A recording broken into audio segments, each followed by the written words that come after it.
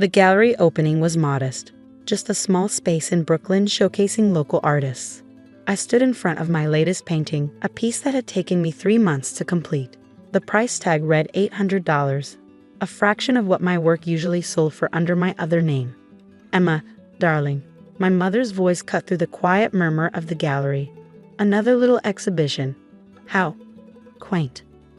I turned to see her impeccable figure approaching, designer heels clicking against the hardwood floor.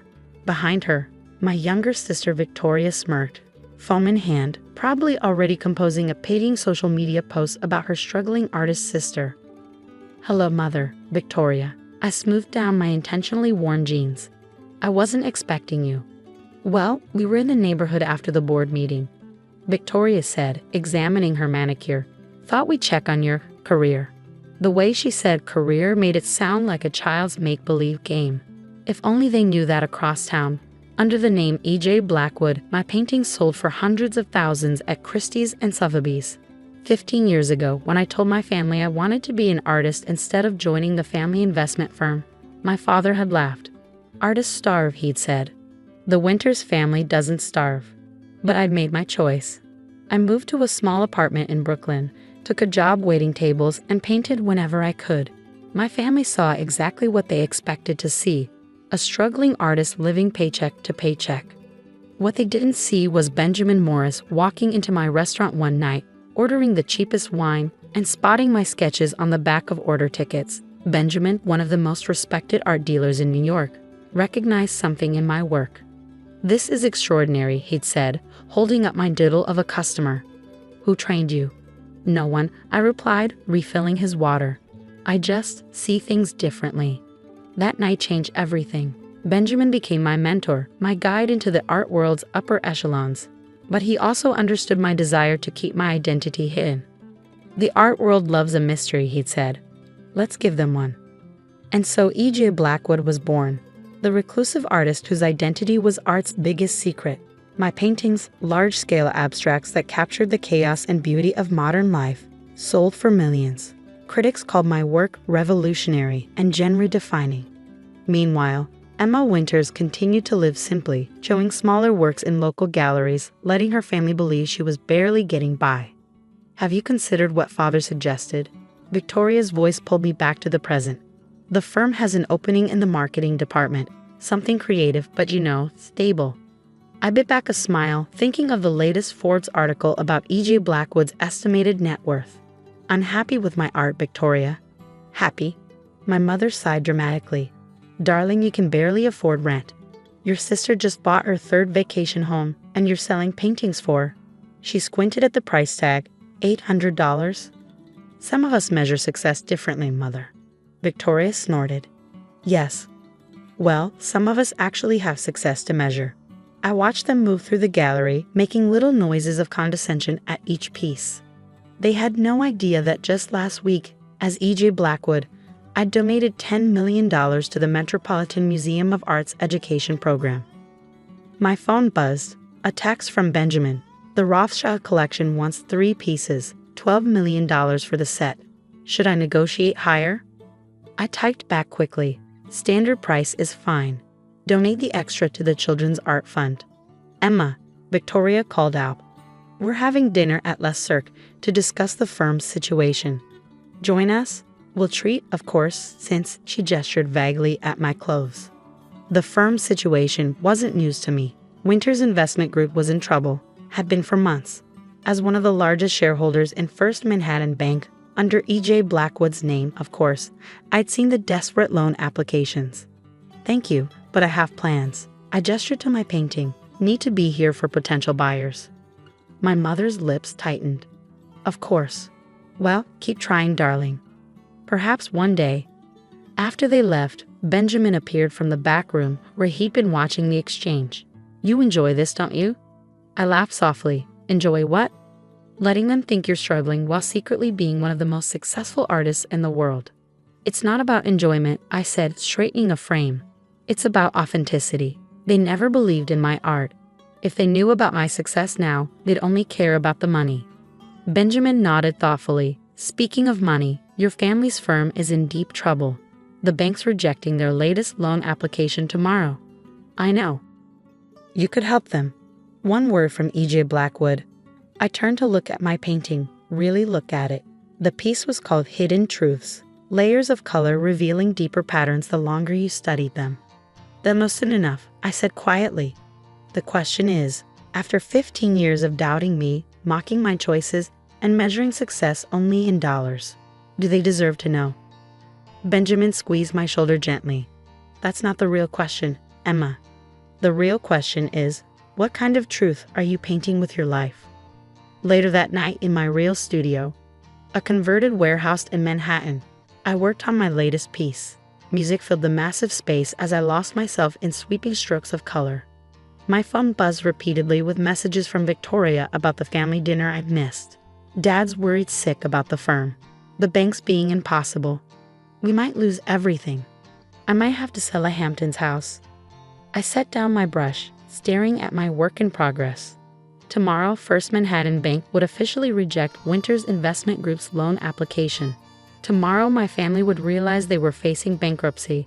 Tomorrow, they would learn that their last hope lay with the mysterious E.J. Blackwood, who owned 30% of the bank's shares. Tomorrow, 15 years of secrets would begin to unravel. I picked up my brush again, adding a new layer to the painting. Sometimes the deepest truths hide in plain sight, waiting for the right moment to emerge from the shadows. The Winters Investment Group's offices occupy 3 floors of a Manhattan high-rise. I hadn't visited in 15 years, but the security guards still recognized me. Miss Winters.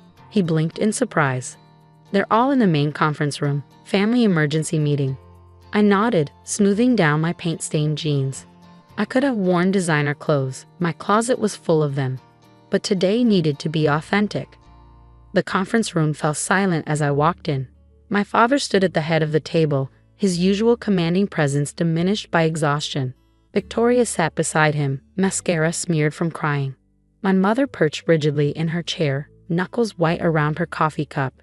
Emma? Father's voice cracked. What are you doing here? I heard about the loan rejection. I set my worn messenger bag on the table. Thought I should be here. Victoria laughed bitterly. Come to watch the ship sink. Finally see the mighty Winters family fall? No, I pulled out my laptop, deliberately old and scratched. I came to help. Help? Mother's voice dripped with disdain. Darling, unless you can magically produce $50 million by tomorrow, there's nothing you can do. I opened my laptop. Actually, there might be. Please, Victoria snapped. You can barely afford your rent. What could you possibly? First Manhattan Bank, I interrupted, rejected your loan application because your assets don't cover the risk. But the bank's largest private shareholder could override that decision. My father straightened. E.J. Blackwood. That reclusive artist who bought into the bank last year, we've been trying to reach them for weeks. No one even knows who they really are. I smiled softly. Actually, Dad, you do. The room went so quiet you could hear the air conditioning hum. I turned my laptop around, showing them my private banking dashboard. At the top, EJBLACQ Holdings. Net worth, $478,932,154. Victoria knocked over her water glass. My mother's coffee cup slipped from her fingers, shattering on the floor. This is impossible, my father whispered. Is it? I pulled up images of my most famous works, paintings that had sold for millions, that hung in museums and prestigious collections worldwide. Look closely at the signatures. Victoria leaned in, squinting at the distinctive EGB mark. Then her eyes widened, recognizing the same subtle flourishes I'd always added to my sketches since childhood. All this time, my mother breathed. Those little gallery shows, living in Brooklyn, were real, I finished. Just not my whole truth. My father sank into his chair. Why? Why hide this from us? Because 15 years ago, when I said I wanted to be an artist, you laughed. You said artists starve. I met his eyes steadily.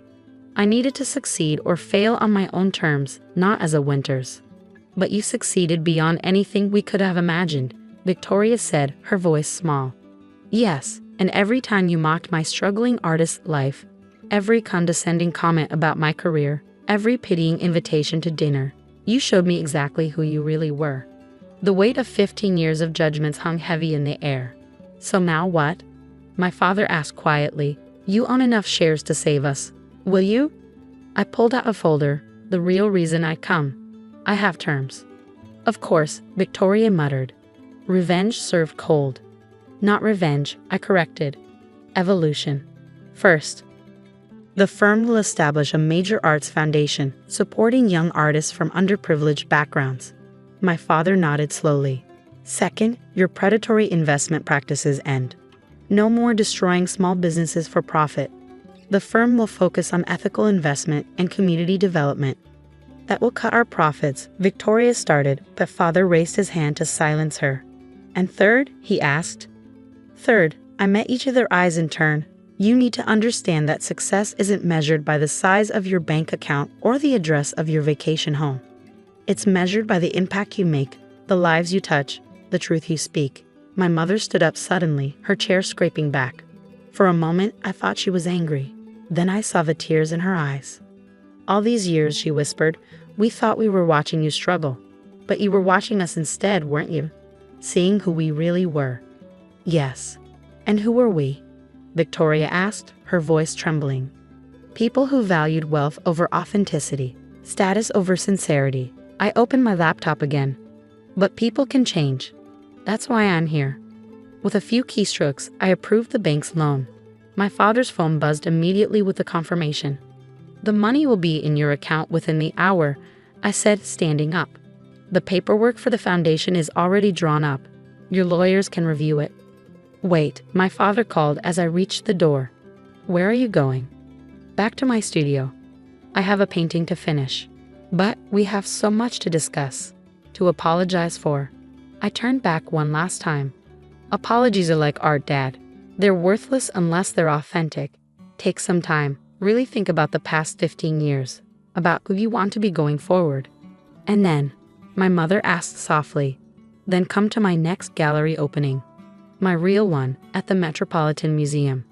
Not as the wealthy Winters family, but as people who want to understand why their daughter loves art more than money. That evening in my warehouse studio, I worked on my latest piece, a massive canvas exploring the themes of truth, perception, and revelation. My phone buzzed with messages from my family, but I let them wait. Benjamin stopped by, carrying coffee and a curious expression. How did they take it? About as expected.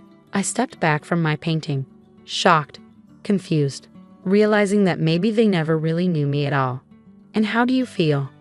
I studied my work, layers of color revealing and concealing deeper truths. Like I finally finished a 15-year painting. Now it's their turn to look closer, to see what's really there. And if they don't? I smiled, adding one final brushstroke to the canvas.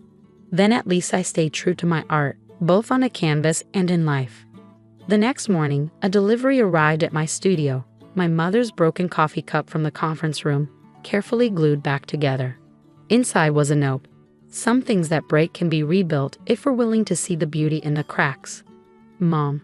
I placed the cup on my studio shelf, next to my first paintbrush. Sometimes the most valuable masterpieces are the ones that take the longest to create, whether they're painted on canvas or lived in life.